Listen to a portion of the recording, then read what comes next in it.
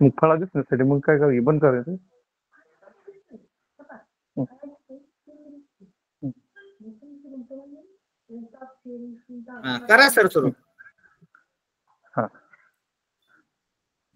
अहमदनगर जिल्हा परिषद अंतर्गत आपले अहमदनगर जिल्हा परिषदेचे सीओ साहेब माननीय आशिषजी येरेकर साहेब यांच्या नेतृत्वाखाली मिशन आरंभ अंतर्गत इयत्ता 8वी साठी गणित विषयाची आज आपण तासिका घेणार आहोत. आपल्या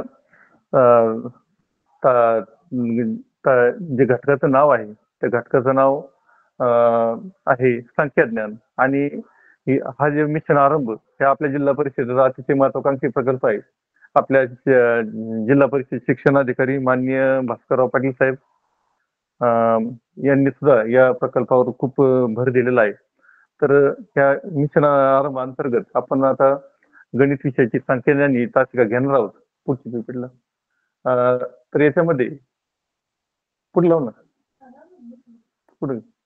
तर याच्यामध्ये या विषयाला संख्याज्ञान या विषयाला भारांश 12% आहे. म्हणजे 75 जे काही प्रश्न असतात आपल्या गणित विषयामध्ये तर त्याच्यावर ह्या संख्याज्ञान या घटकावर 6 प्रश्न विचारले जातात आणि यासाठी गुण आहेत 12. तर आणि नुसतं या गणित विषयासाठीच महत्वाचं नाही तर बुद्धिमत्तेमध्ये सुद्धा अनेक प्रश्न या संख्याज्ञानावर येत असतात. म्हणजे अतिशय महत्वाचा असा हा घटक आहे. तर या घटकावर आपण माहिती घेणार आहोत. तर या घटकामध्ये पुढची पीपीटी लावून अरे पूजा पुढची पीपीटी लावू ना त्याच्यातच पुढचं आहे ना. नाही जास्त आहे ना पुढची पीपीटी पूजा.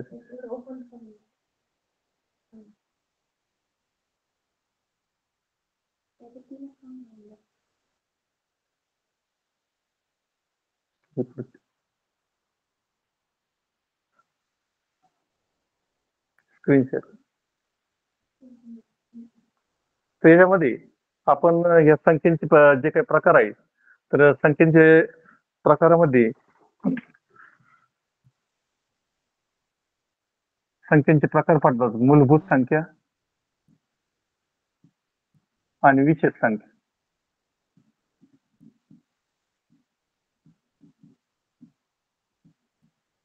त्या मूलभूत संख्यांमध्ये 2 प्रकारच्या संख्या येतात. एक वास्तव संख्या आणि दुसऱ्या आहेत अवास्तव संख्या. वास्तव संख्या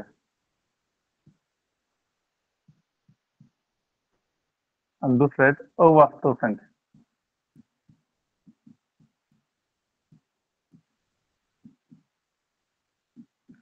हे वास्तव संख्यांमध्ये पण आपण पुढे पाहणार आहोत. मी तुम्हाला एक मॅप देतोय. एवढ्या प्रकारच्या संख्या आपण आज पाहणार आहोत. वास्तव संख्येमध्ये येतात. वास्तव संख्यांचे 2 प्रकार पडतात. परिमेय संख्या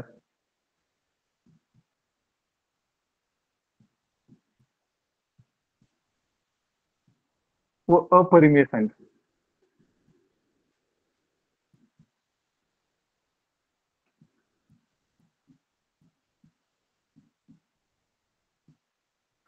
परिमेय संख्यांमध्येच पुढे येतात पूर्णांक संख्या,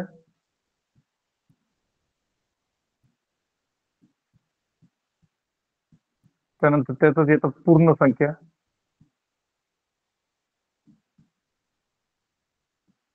त्यानंतर त्याच्यामध्ये येतात नैसर्गिक संख्या.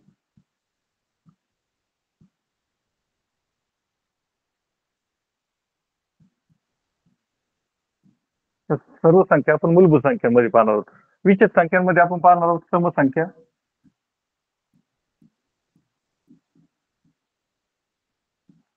दुसऱ्या आहेत विषम संख्या,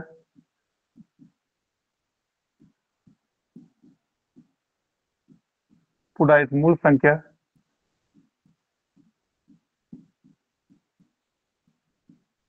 त्यानंतर आहेत संयुक्त संख्या,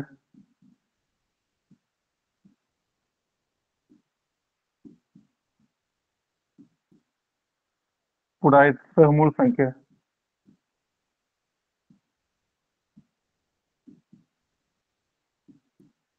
जोडमूळ संख्या,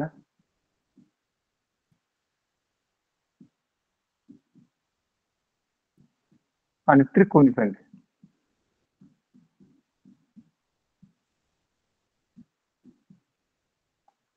हे सर्व संख्या प्रकार आपण अभ्यासणार आहोत. याच्यावरचे उदाहरणं पण अभ्यासणार आहोत.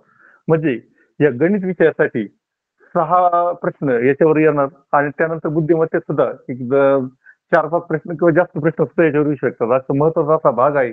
आपण पाहणार आहोत. यांचं पूर्ण माहिती घेणार आहोत आणि याच्यावर आधारित काही उदाहरणं पण आपण सोडवणार आहोत. तर कोणाला स्क्रीनशॉट काढायचा असेल तर काढून घ्यायचं. या सर्व संख्या प्रकार आपण पाहणार आहोत त्याच्यामध्ये.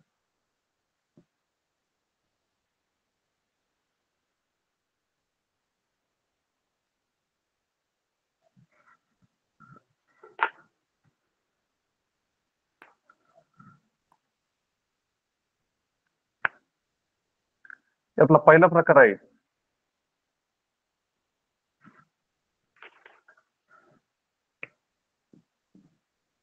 नैसर्गिक संख्या.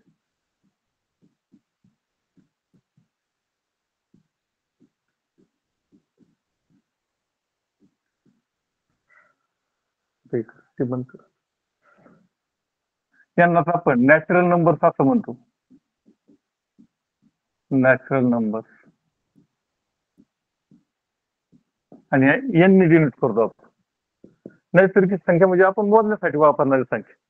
आता मी पहिलं जे आपण लेक्चर घेतलं त्याच्यामध्ये सर्व व्याख्या वगैरे आपण डिटेलमध्ये घेतलं, त्यात फक्त सांगतोय. नैसर्गिक संख्या ज्या संख्या आपण मोजण्यासाठी वापरतो आणि नैसर्गिक संख्यांचं सुरुवात ही 1 पासून होते. 1, 2, 3, 4, 5, 6, 7 इन्फिनिट. म्हणजे पुढे सर्वात मोठी जी काही संख्या आहे ती अनंत आहे, सांगता येत नाही ती. इन्फिनिट सर्वात मोठी नैसर्गिक संख्या सांगता येत नाही, सर्वात लहान नैसर्गिक संख्या 1 आहे. आता या नैसर्गिक संख्यांवर आधारित आपल्याला काही सूत्र, काही उदाहरणं अभ्यासायची आहेत. तर आपल्याला याच्यामध्ये असा प्रकार विचारला जातो क्रमवार नैसर्गिक संख्या किती आहेत, त्यांची बेरीज किती आहे, अशा प्रकारचे प्रश्न विचारले जातात. त्याचे काही सूत्र आहेत, तर ते आपण पाहूया. पहिला घटक याच्यामध्ये येतो 1 पासून सुरू होणाऱ्या क्रमवार नैसर्गिक संख्यांची बेरीज.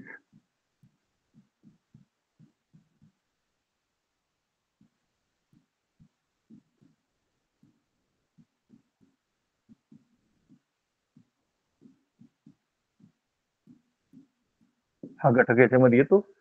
आता कसं प्रकारचं उदाहरण विचारलं जातं, तर 1 ते 95 पर्यंतच्या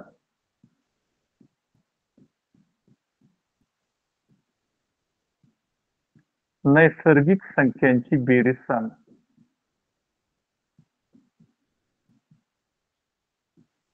बेरीज किती?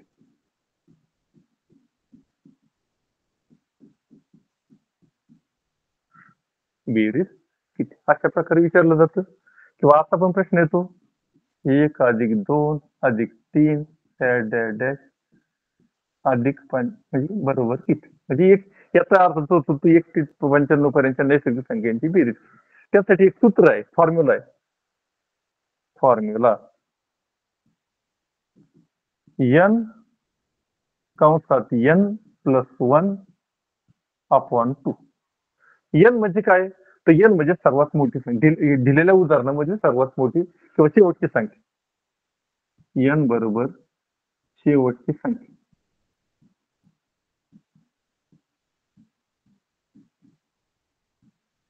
आता शेवटची संख्या काय दिलेली आहे, तर 95 दिलेली आहे. मग आपण या सूत्रामध्ये किंमत घालू. 95 कंसात 95 अधिक 1 अपॉन 2 अशा प्रकारे. आता कंस सोडून घ्यायचा आहे. 95 कंसाचा आणि त्याच्या बाहेरच्या संख्येचा संबंध गुणाकाराचा असतो.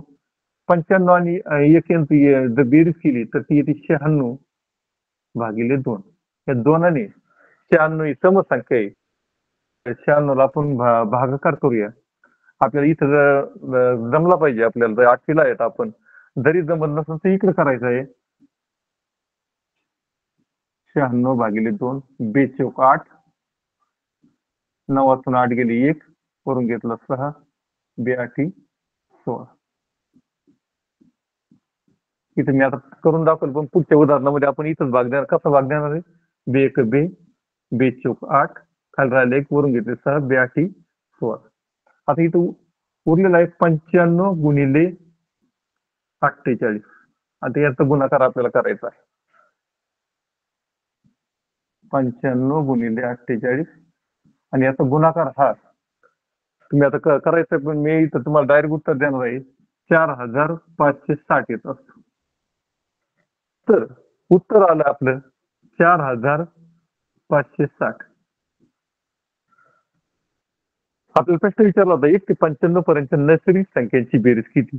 तर या सूत्रानुसार ती आलेली 4560. अशा प्रकारची उदाहरणं या नैसर्गिक संख्यांवर आपल्याला विचारले जातात. तुम्हाला हे सूत्र वगैरे लिहून घ्यायचं असेल तर स्क्रीनशॉट काढायचं असेल तर काढून घ्या. यानंतर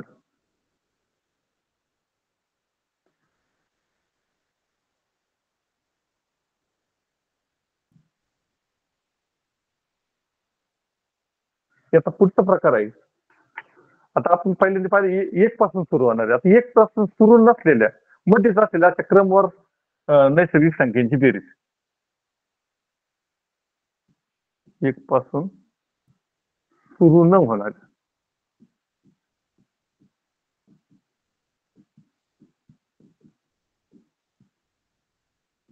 नैसर्गिक संख्यांची जर आपल्याला बेरीज करायची असेल,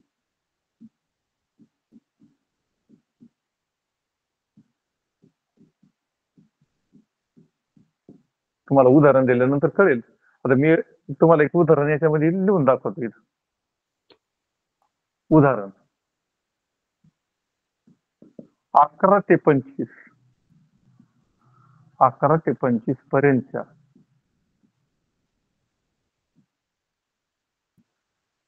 नैसर्गिक संख्यांची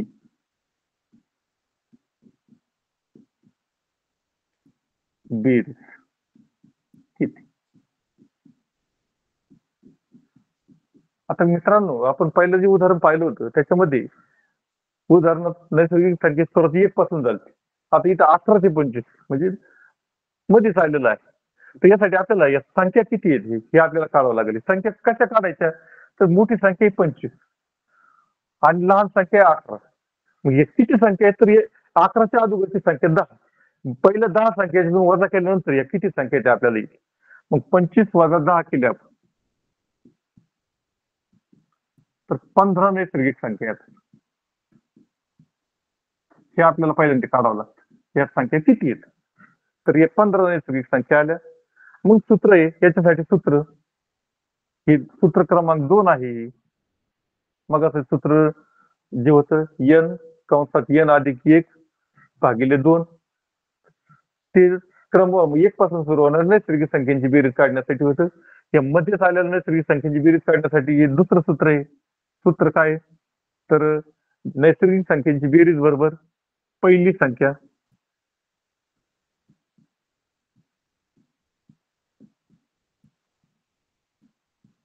अधिक शेवटची संख्या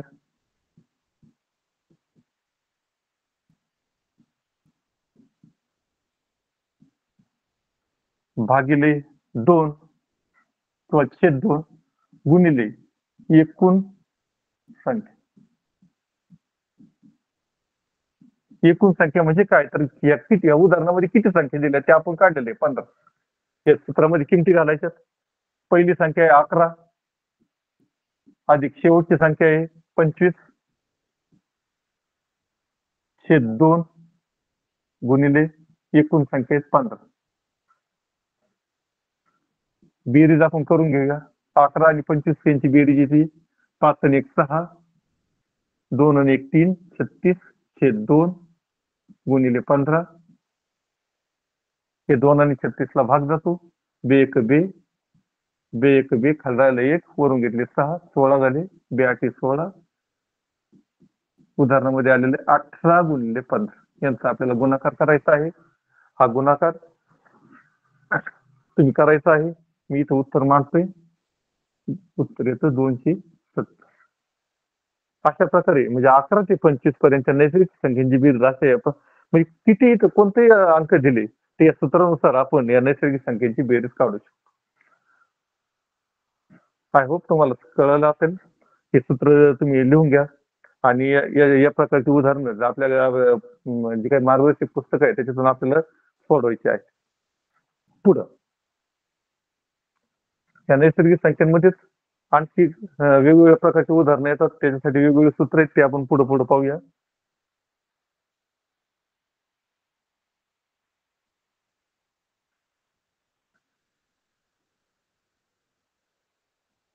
आता हे झाले एकूण नैसर्गिक संख्येचे आपल्याला बेरीज करायला सांगितली. पण आता याच्यामध्ये दोन प्रकार आहेत, समसंख्या आणि विषम संख्या. समसंख्या समसंख्यांनाच आपण इव्हन नंबर म्हणतो. Even number. समसंख्या ओळखण्याची खूण आपल्याला सर्वांना माहित आहे. समसंख्येच्या एकक स्थानी समसंख्येच्या एकक स्थानी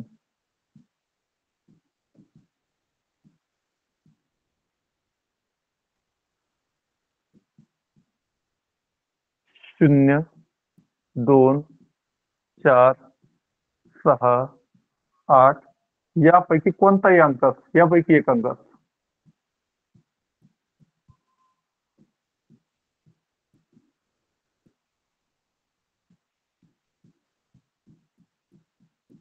म्हणजे 38 समसंख्या आहे, कारण एकच स्थान म्हणजे युनिट प्लेस म्हणजे सर्वात उजवीकडचं जे काही स्थान आहे त्याला समज त्याला एकच स्थान म्हणलं तर एकच स्थानी 0 पाहिजे किंवा 2 पाहिजे किंवा 4 पाहिजे किंवा 6 पाहिजे किंवा 8 पाहिजे, यापैकी कोणताही अंक असला त्याला समसंख्या म्हटलं जातं.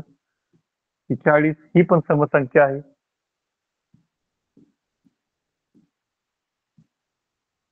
1356 ही पण समसंख्या आहे. म्हणजे एक समसंख्या ओळखण्याची कुणी एकच स्थान पाहिजे, एकच स्थानी त्यापैकी कोणता तरी अंक पाहिजे. दुसरी आहे विषम संख्या. विषम संख्या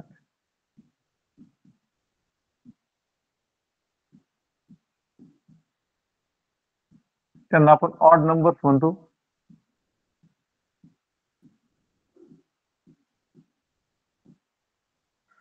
विषम संख्या ओळखण्याची खूण आपल्या सर्वांना माहित पाहिजे. विषम संख्येच्या एकच स्थानी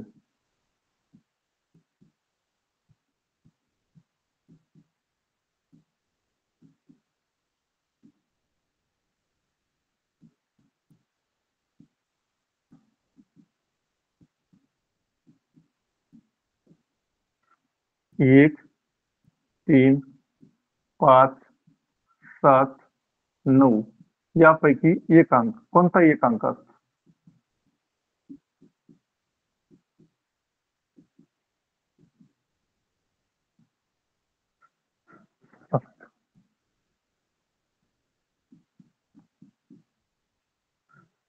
सम आणि विषम ओळखण्यासाठी एकच स्थान पाहायचं. संख्या दिलेली 131, एकच स्थानी एक आहे म्हणून ही विषम संख्या आहे.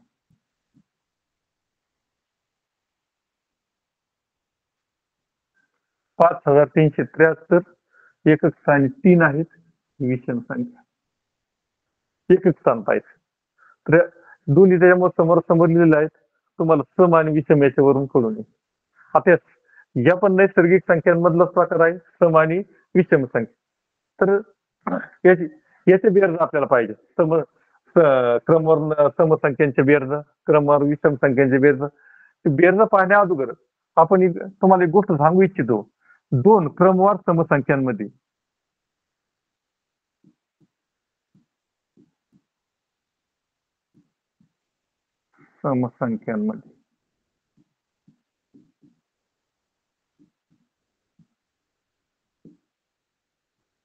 दोनचा फरक असतो.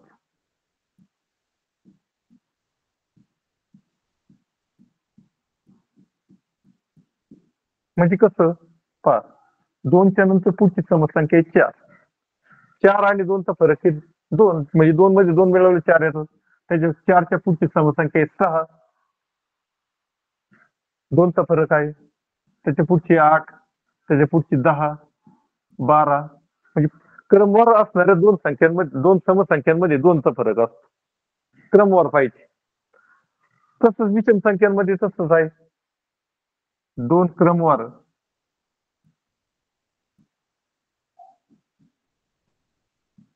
विषम संख्यांमध्ये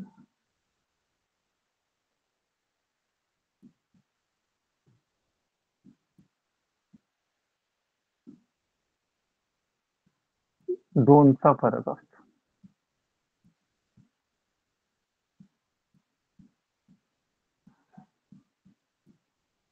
म्हणजे कसं,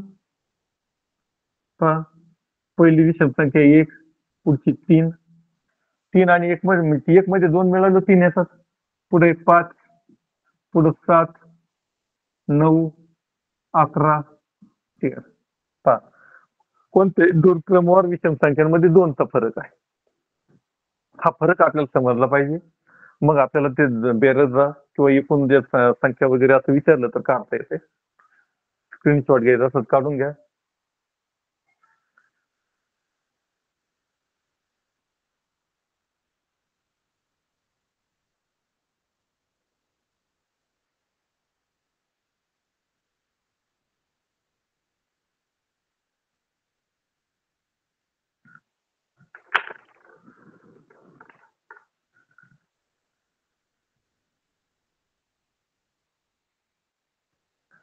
त्याच्यामध्ये आपला पुढचा प्रकार येतो, प्रकार नंबर 3,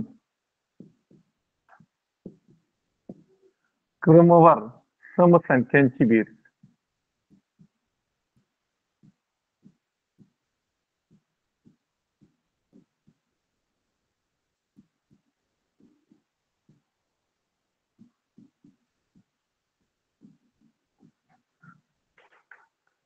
उदाहरण येतो सर, एक उदाहरण दाखल आपण एक उदाहरण घेऊया. उदाहरणार्थ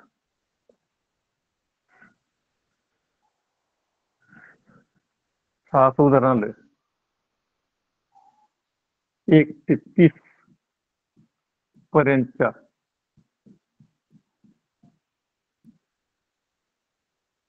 समसंख्यांची बेरीज सांग.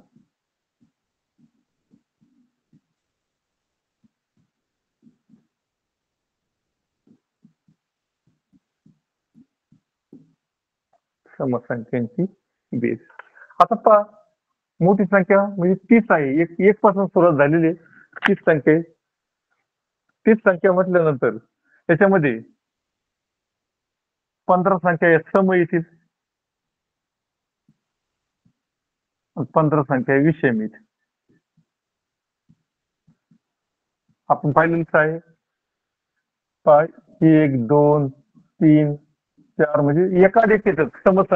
एक ही विषम संख्या, त्यानंतर समसंख्या, त्यानंतर परत विषम संख्या, परत समसंख्या. म्हणजे याच्यामध्ये 15 सम आहेत, 15 विषम आहेत. हे आपल्याला कळलं पाहिजे. एक म्हणजे समसंख्या, या दिलेल्या उदाहरणामध्ये एकूण समसंख्या किती आहेत, विषम किती आहेत, हे पहिल्यांदा आपण काढून घे. मग आपल्याला पुढे सूत्र वापरायचे. सूत्र, समसंख्यांची बेरीज बरोबर पहिली संख्या, जे मग सूत्र होतं तेच, पहिली संख्या अधिक शेवटची संख्या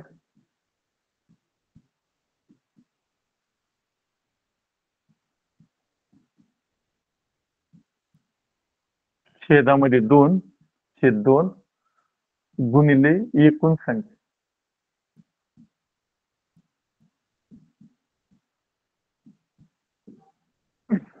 आता पहिली संख्या, समसंख्यांची बेरीज काढायची. इथे पहिली संख्या 1 आहे, 1 ही समसंख्या नाही, ती विषम संख्या आहे. तर मग पहिली समसंख्या याच्यामधली कोणती, तर 2. पहिली संख्या 2, शेवटची संख्या 30, 30 ही समसंख्या आहे, मग ती शेवटची संख्या 30. छेद 2 गुणिले एकूण संख्या. एक आपल्या समसंख्या विचारलं, एकूण समसंख्या किती, 1 ते 30 मध्ये तर 15 आहेत. इथं 30 लिहायचे नाहीत, आपल्याला फक्त समसंख्या विचारलं, इथं 15 लिहायचे आहेत. मग आता हे उदाहरण सोडवायचे. 30 आणि 2 होतात 32 छेद 2 गुणिले 15. आता या दोनांनी 32 ला आपल्याला भागायचंय. बे एक बे, बे एक बे, खाली राहिला बाकी राहिले 1, वरून घेतले 2, 12 झाले, बेसक 12. उत्तरामध्ये आलेले 16 गुणिले 15 यांचा आपल्याला गुणाकार करायचा आहे. गुणाकार तुम्ही करायचं 15चा पाडा तुम्हाला येतं, यांचा गुणाकार होतोय 240.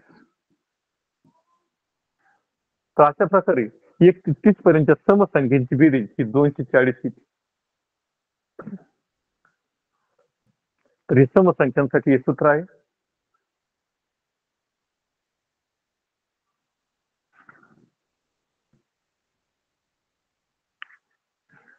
विषम संख्या काढायचं असलं असं दिलं तरी असं सूत्र आहे.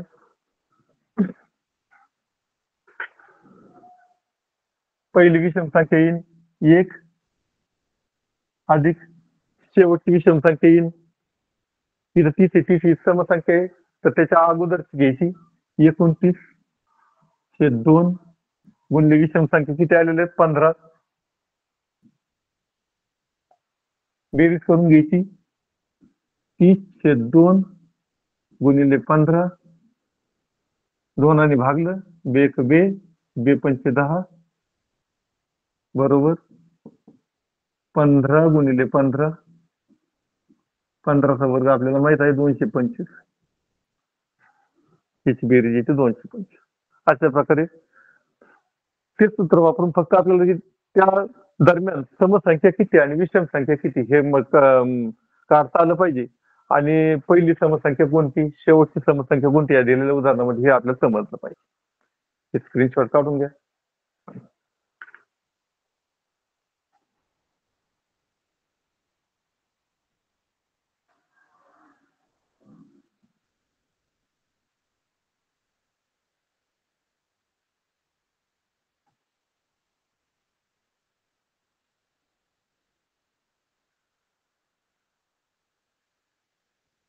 त्यानंतर आपल्याला विचारलं जातं या विषम संख्या बाबतीत अजून एक सूत्र आहे, क्रमवार विषम संख्यांची बेरीज.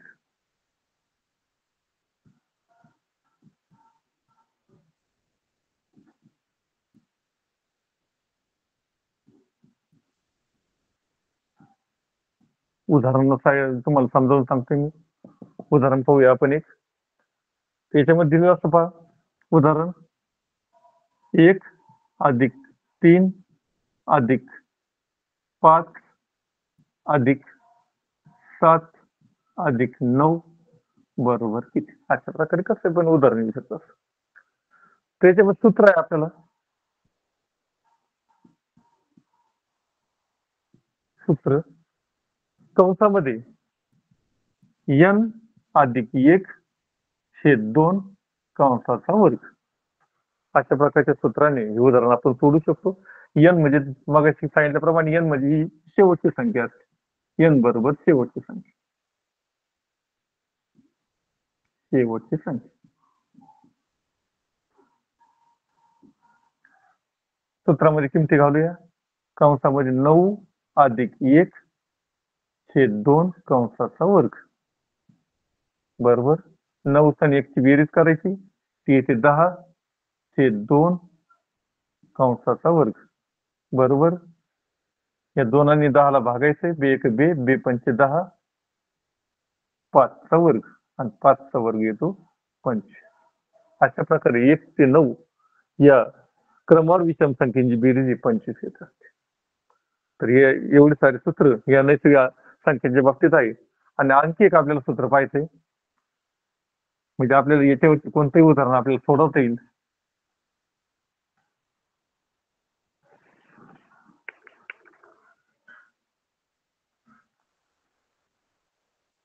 पुढं या नैसर्गिक संख्या झाल्यानंतर या नैसर्गिक संख्यांच्या पुढचा प्रकार 2 नंबरच्या संख्या आहेत, पूर्ण संख्या. पूर्ण संख्या, पूर्ण संख्या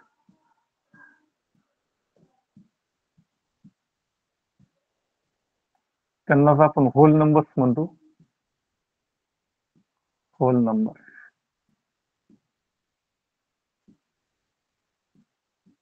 zero and all natural numbers, शून्य आणि सर्व नैसर्गिक संख्या मिळून पूर्ण संख्या तयार होते. संख्या मिळून पूर्ण संख्या तयार होते.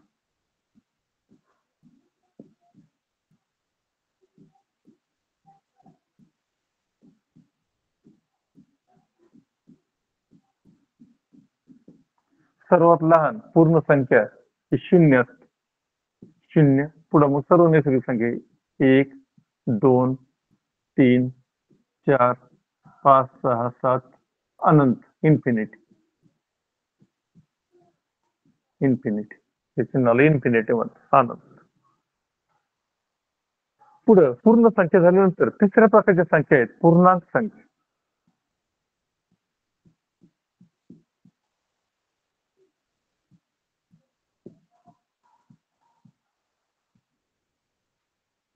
पूर्णांक संख्या त्यांनाच आपण चिन्हांकित संख्या पण म्हणतो. आता हे पूर्णांक संख्या काय करतात म्हणजे पूर्णांक संख्यांचं महत्व काय आहे तर पहा पूर्ण हे चिन्हांकित संख्या.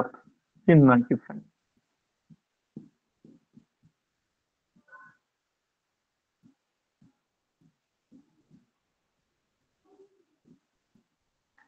म्हणजे काय तर पहा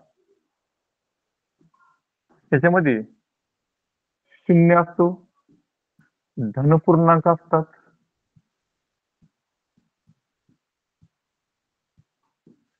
आणि ऋणपूर्णांक पण असतात. ऋणपूर्णांक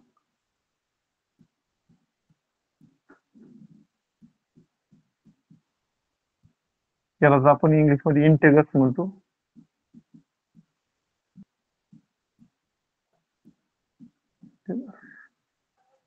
ऋणपूर्णांक शून्य, सर्व धनपूर्णांक आणि सर्व ऋणपूर्णांक मिळून पूर्णांक संख्या तयार होतात. उदाहरणार्थ -3 याला -3 किंवा ऋण 3 म्हणलं जातं. -5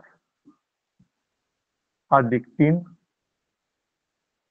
+5 ही धनपूर्णांक आहेत आणि अधिक चिन्ह आपण व्यवहारामध्ये देत नाही.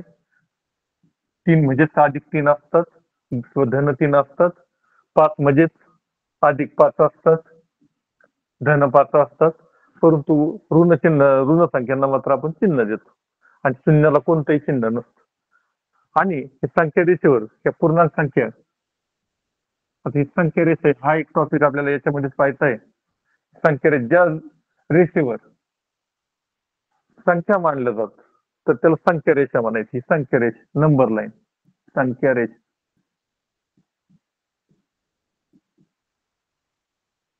नंबर लाईन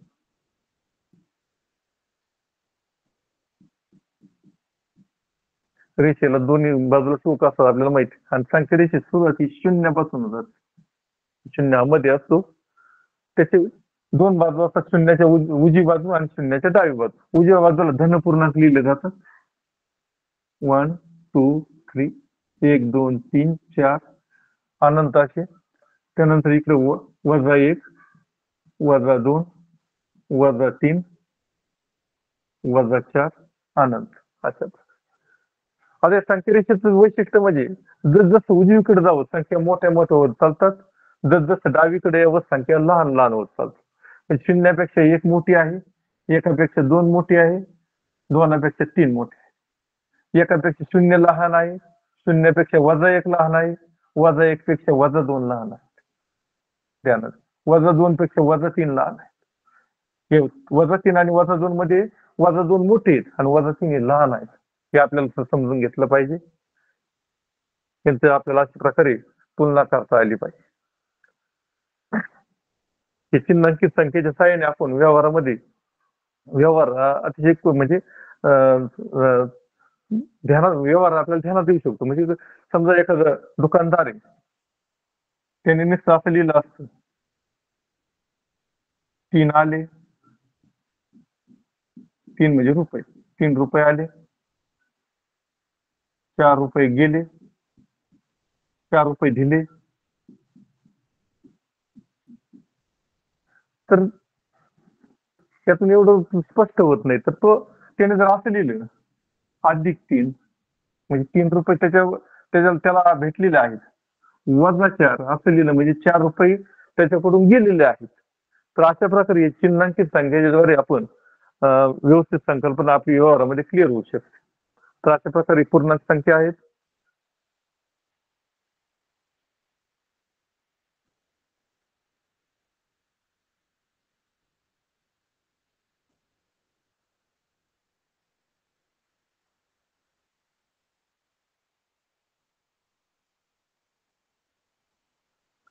पूर्णांक संख्यांचे हे जे काही चिन्हांकित संख्यांची बेरीज आणि वजाबाकी आणि गुणाकार भागाकार यासाठी काही नियम आहेत ते आपल्याला माहित असले पाहिजे.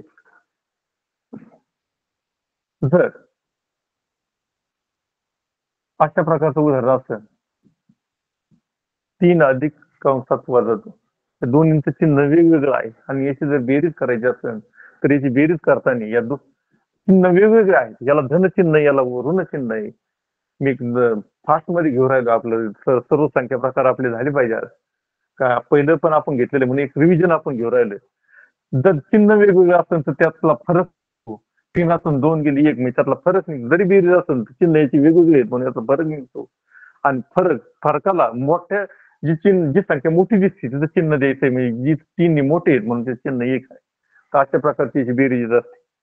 बेरीज चिन्हांकित संख्यांची बेरीज. वजाबाकी करताना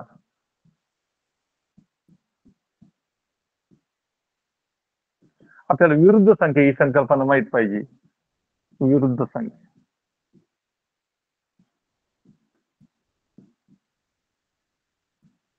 आणि चिन्हांकित संख्यांची वजाबाकी करताना नियम आहे.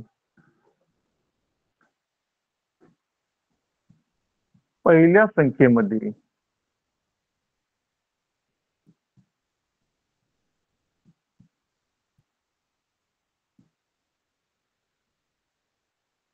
दुसरी संख्या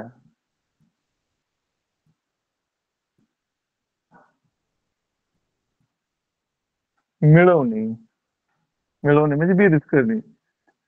दुसरी संख्या सॉरी आपल्याला वजाबाकी करू राहिले. पहिल्या संख्येमधून दुसरी संख्या वजा करणे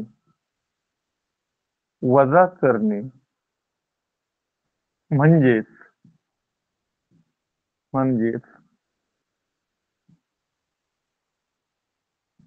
पहिल्या संख्येमध्ये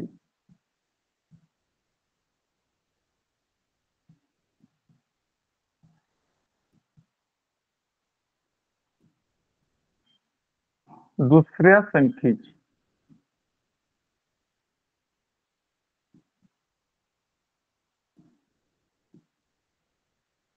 विरुद्ध संख्या मिळवणे.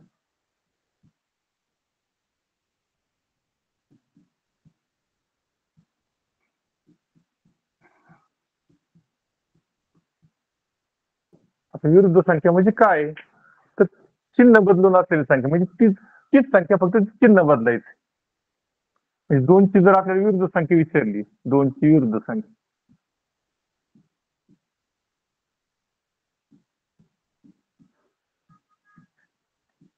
तर ती -2 होत असते.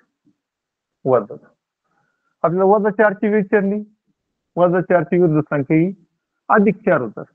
म्हणजे तीच संख्या लिहायची फक्त चिन्ह बदलायचं. विरुद्ध संख्यांचं असं असतं की 2 संख्यांची बेरीज 0 येत असते. तर त्यांना एकमेकीच्या विरुद्ध संख्या म्हणलं जातं. विरुद्ध संख्या म्हणजे तीच संख्या लिहायची फक्त ती चिन्ह बदलायचं. आता आपण नियम पाहिला. पहिल्या संख्येमधून दुसरी संख्या वजा करणे म्हणजेच पहिल्या संख्येमध्ये दुसऱ्या संख्येची विरुद्ध संख्या मिळवणे. म्हणजे पहा कसं 5 वजा 3 हे उदाहरण आहे. पहिली संख्या आहे 5, दुसरी संख्या आहे -3. हे आपल्याला वजा करायची. आपल्या सूत्र या नियमानुसार पहिली संख्या जशी तशी लिहायची आपल्याला.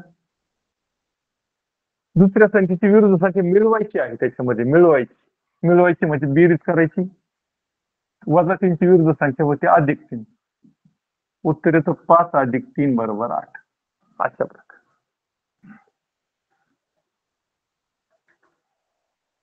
आय होप तुम्हाला ही गोष्ट ध्यानात आली असेल.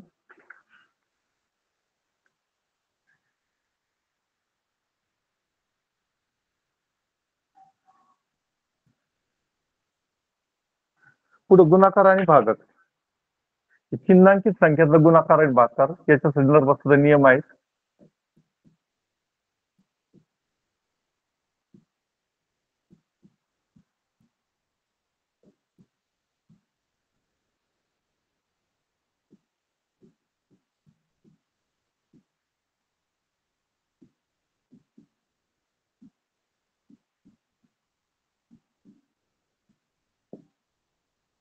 पहिला नियम याचा समान चिन्हांकित संख्यांचा समान चिन्हांकित संख्यांचा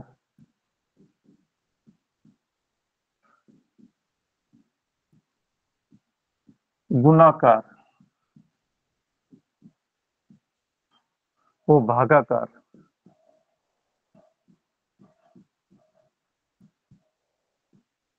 हा धन येतो. धन येतो म्हणजे त्या उत्तराला अधिक चिन्ह येत. कसं? 5 2 गुणिले 2 दोन्हीचं चिन्ह बेरीज आहे, अधिक आहे, धन आहे, दोन्ही पूर्णांक धन आहेत, त्याचं उत्तर येतं बेरीज दोन्ही 4. त्याचप्रमाणे -3 गुणिले -5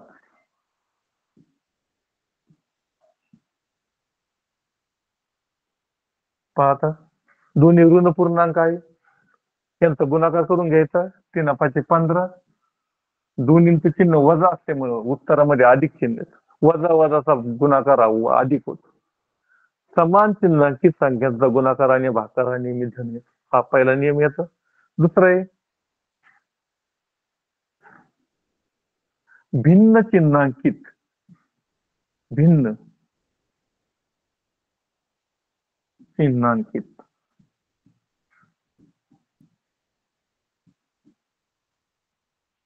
संख्यांचा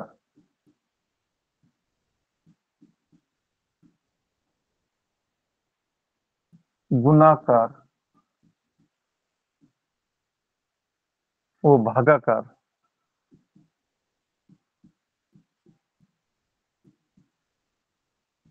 हा ऋण येतो.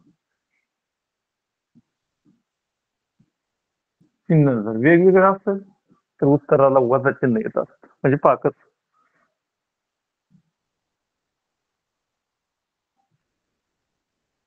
5 गुणिले 4 5 गुणिले -5 गुणिले 4 पहा या 5 ला वजा चिन्ह आहे, या 4 ला अधिक चिन्ह आहे. भिन्न चिन्हांकित झालं. त्याचा गुणाकार करायचा 5 चौक 20 आणि भिन्न चिन्ह असल्यामुळे उत्तराला वजा चिन्ह येतं. ऋण उत्तर हे ऋण येत. अशा प्रकारे भिन्न चिन्हांकित संख्यांचा गुणाकार आणि भागाकार हा ऋण येतो. भागाकाराचं जर उदाहरण घेतलं आपण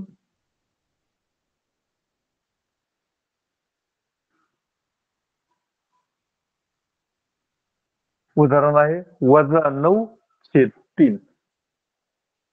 एकाला वजा ऋण चिन्ह आहे, एकाला अधिक चिन्ह आहे. एक ऋण पूर्णांक एक धन पूर्णांक 3 1 3 3 3 9 उत्तर 3 आलेलं आहे. दोन्हींचं चिन्ह वेगवेगळं असल्यामुळे उत्तराला वजा चिन्ह आहे. अशा प्रकारे 2 नियम आपण पाहिले. समान चिन्हांकित संख्यांचा गुणाकार आणि भागाकार धन येतो. भिन्न चिन्हांकित संख्यांचा गुणाकार आणि भागाकार हा ऋण येतो. अशा प्रकारचे 2 नियम याच्यामध्ये आहेत.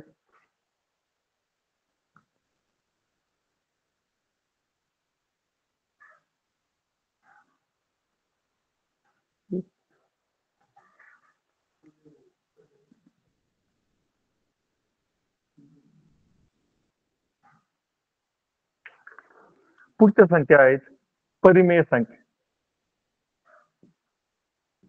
परिमेय संख्या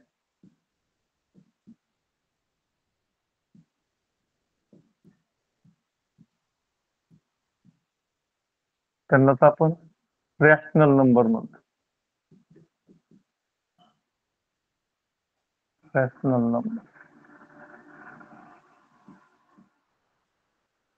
परिमेय संख्या ज्या अंश आणि छेद या स्वरूपात मांडलेलं असतं, म्हणजे पी छेद क्यू या स्वरूपात मांडलेलं संख्या.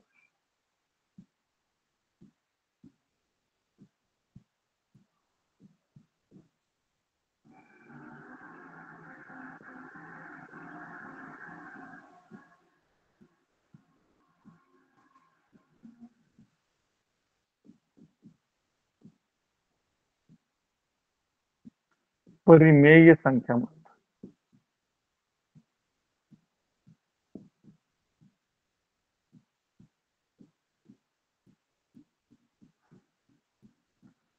पी आपल्याला माहिती आहे न्यूमरेटर आहे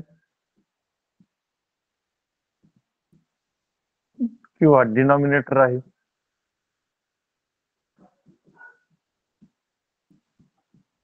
छेद आहे, हा छेद, हा अंश. अंश आणि छेद या स्वरूपात मांडलेल्या संख्यांना आपण परिमेय संख्या म्हणतो. पण याच्यामध्ये एक अट आहे, छेद हा शून्य नसावा. अंश असता तर चालेल, परंतु शून्य छेद नसला पाहिजे. म्हणजे ध्यानात घ्या, 2/3 ही परिमेय संख्या आहे, 0/2 ही परिमेय संख्या आहे, परंतु 2/0 ही मात्र परिमेय संख्या नाही. छेद हा शून्य नसला पाहिजे. त्याचं उत्तर येईल वेगळंच, इन्फिनिटी येत. त्यामुळं ही परिमेय संख्या नाही. सर्व नैसर्गिक संख्या सर्व नैसर्गिक संख्या परिमेय संख्या आहेत. सर्व पूर्ण संख्या परिमेय संख्या आहेत. सर्व पूर्णांक संख्या या परिमेय संख्या आहे. कारण याला छेद जरी नसला तर याचा छेद 1 असतो, आपल्याला माहित आहे. त्या संख्येला छेद नाही, तिचा छेद हा 1 असतो. मग वेगळ्या शाळेमध्ये मी मांडलं, या सर्व परिमेय संख्या आहेत. या सर्व परिमेय संख्या आहेत. आता याच्यामध्ये अजून कर्णी रूपात असलेल्या ज्या काही पूर्ण वर्ग संख्या आहेत, यांना सुद्धा परिमेय संख्या म्हणतात. म्हणजे पहा, याला आपण म्हणतो वर्गमुळात 4. वर्गमुळात 4 ची किंमत आपल्याला माहिती आहे 2 असते, म्हणून ही परिमेय संख्या आहे. वर्गमुळात 25 याचं वर्गमूळ 5 असतं, म्हणून ही पण परिमेय संख्या. ह्या सर्व परिमेय संख्या कर्णी रूपातील पूर्ण वर्ग असलेल्या संख्या. कर्णी रूपात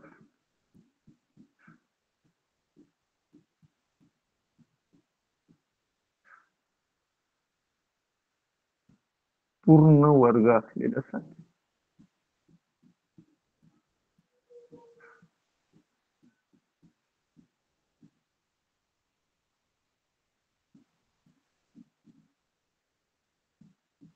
यांना पण परिमेय संख्या असं म्हटलं. या सर्व परिमेय संख्या आहेत. या परिमेय संख्यांवर उदाहरणं येतात. लहान मोठेपणा, यांची बेरीज वजाबाकी गुणाकार भागाकार, या संख्या रेषेवर मांडणं, संख्या रेषेवर मांडणं.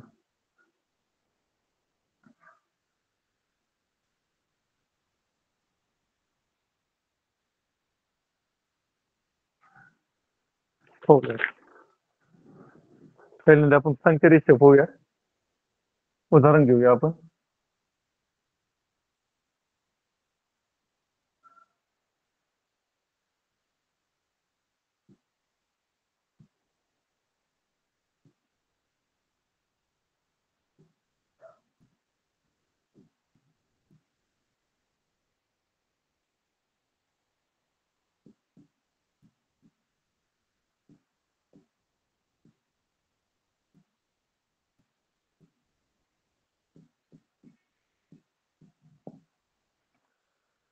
उदाहरण आहे 3/5, 6/5 वजा 2/5 या संख्या रेषेवर मांड.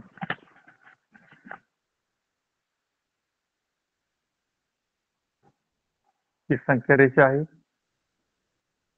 0, 1, 2, 3, वजा 1, वजा 2, वजा 3. ही आपली संख्या रेषा झाली. पूर्णांक संख्येमध्ये आपण पाहिली होती. आता याच्यावर परिमेय संख्या मांडायच्या आहे. आता परिमेय संख्या मांडायची म्हणजे काय, याचं पहिलं छेद पाहिजे. छेद म्हणजे छेदस्थानी 5 आहे, म्हणजे या प्रत्येक भागाची 5 लहान भाग करायचे आहेत आपल्याला. 0 ते 1 चे 5 भाग करायचे, 1 ते 2 चे 5 भाग करायचे, या प्रत्येक भागाचे 5 भाग करायचे. मग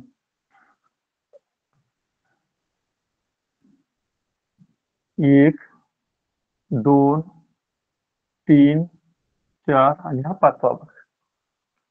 त्याचप्रमाणे परत 1, 2, 3 4 आणि हा 5. इकडे सुद्धा तसंच 1 2 3 4 हा 5. 1 2 3 4 आणि हा 5. आता मांडूया आपण. पहिली संख्या आहे 3/5. 3/5 करण्यासाठी आता हे 5-5 भाग केलेले आपण तेच या 5 भागामधले 3 भाग घ्यायचे म्हणजे 1 2 आणि 3. हा जो बिंदू आहे हा बिंदू आहे 3/5. हा बिंदू आहे 3/5. पुढं 6/5 इथून मोजायचे तर आपल्याला माहिती आहे की 1 पर्यंत 5 भाग आहेत 1 2 3 4 5 आणि पुढे 6वा भाग 6वा भाग म्हणजे 6/5. 6/5 अशा प्रकारे या संख्या आपल्याला मांडता येतात. त्यानंतर पुढं या ऋण संख्या ही इकडे शून्याच्या डाव्या बाजूला येणार. इथं -2/5 आहे 5-5 भाग केलेच आपण इथून मोजायचं 1 2 हा जो बिंदू आहे हा येतो -2/5. अशा प्रकारे या संख्या आपण या संख्या रेषेवर मांडत असतो.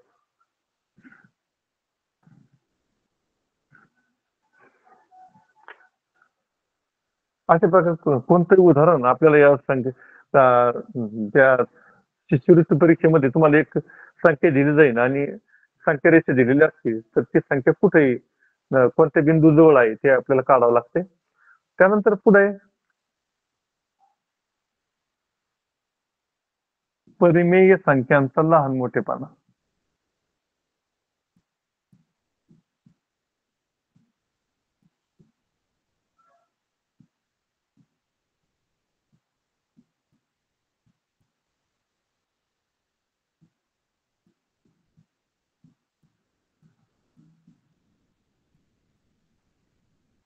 परिमेय संख्यांचा लहान मोठेपणा त्याच्यामध्ये 3 नियम आहे.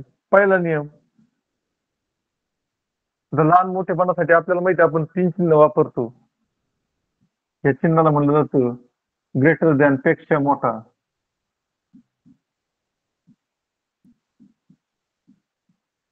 ग्रेटर दॅन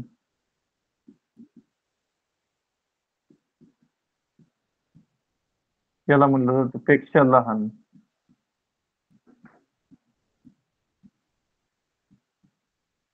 लेस दॅन आणि तिसरं चिन्ह असतं इक्वल टू समान. असे 3 चिन्ह आपण वापरतो. त्यासाठी 3 नियम आहेत. पहिला दिलेल्या अपूर्णांकांचा दिलेल्या संख्यांचा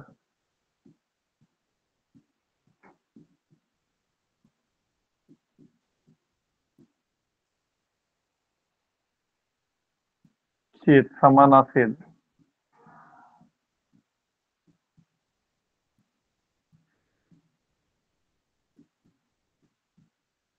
तर ज्या संख्येचा अंश मोठा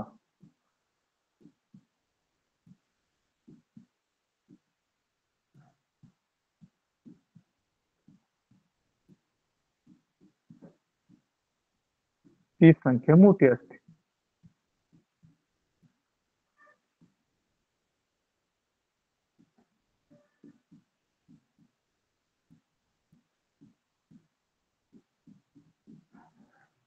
म्हणजे काय पाहता वर उदाहरण आपण घेतलं होतं यांचे छेद सारखे असेल तर ज्याचा अंश मोठा म्हणजे आपल्याला सांगितलं होतं जसं उजवीकडे संख्या मोठमोठ्याला होत चालतात. 3/5 होती 6/5 आहे दोन्हीचा छेद सारखा आहे पण तो संख्या मोठी कोण ज्याचा अंश मोठा ती संख्या मोठी आहे.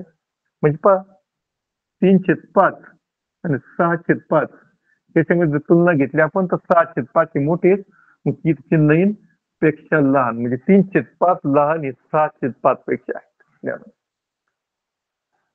छेद सारखा असेल तर ज्याचा अंश मोठा तो अपूर्णांक मोठा असतो.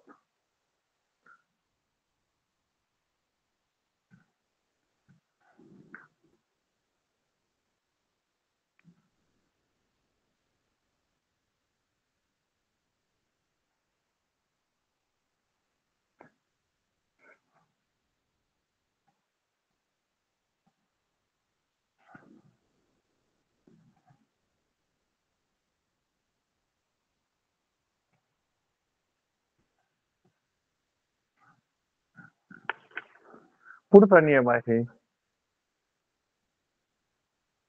दिलेल्या संख्यांचा दिलेल्या संख्या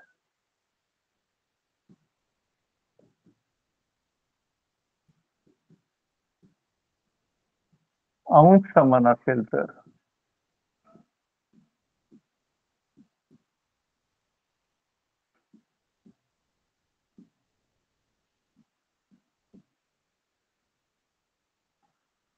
ज्या संख्येचा छेद लहान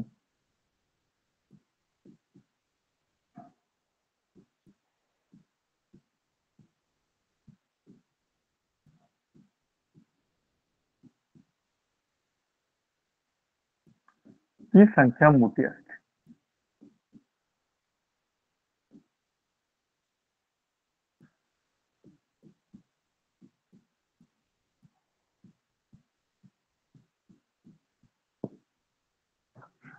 पहिला नियमाच्या अगदी उलटा नियम आहे. त्याचा अंश सारखा असेल म्हणजे पहा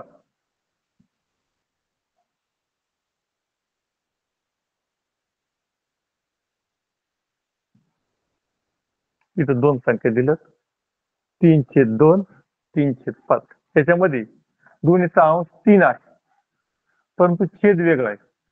छेद इथं 2 आहे इथं 5 आहे. नियम सांगतोय आपल्याला ज्याचा छेद लहान ती संख्या मोठी म्हणजे 3/2 ही 3/5 पेक्षा मोठी आहे. इथे चिन्ह आपण वापरतो ग्रेटर द्या. चिन्ह आपण वापरतोय ग्रेटर द्या. हा भाग समजून घ्यायचा आहे. आणि जर छेद आणि अंश दोन्ही समान नसेल तर मग मात्र छेद आपल्याला समान करून घ्यावा लागतो. अंश व छेद दोन्हीही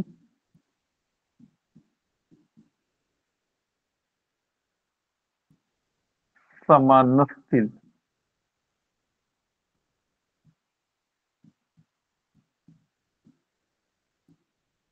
तर छेद समान करून घ्यावा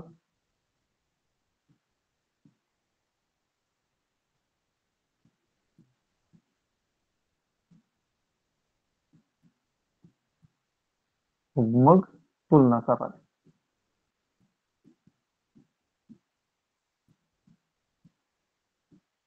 छेद आपल्याला समान करता आलं पाहिजे तरच आपल्याला पुढे तुलना पण करता येते आणि बेरीज आणि वजाबाकी पण करता येते. म्हणजे पाहूया कसं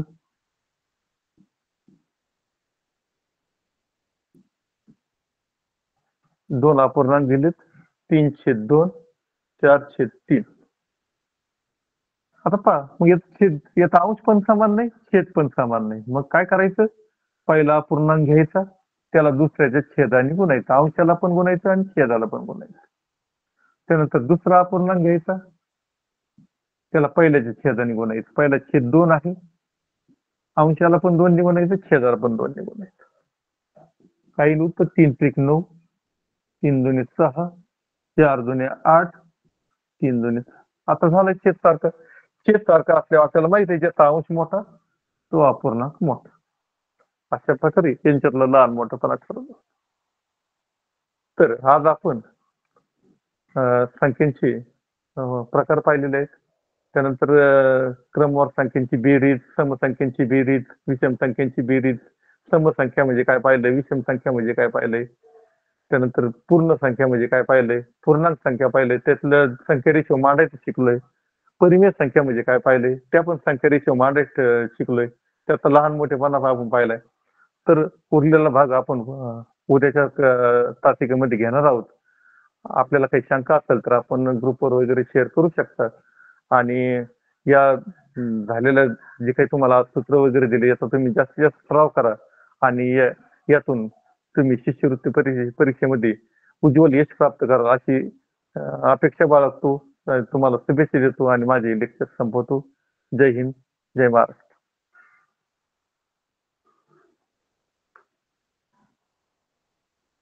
बंद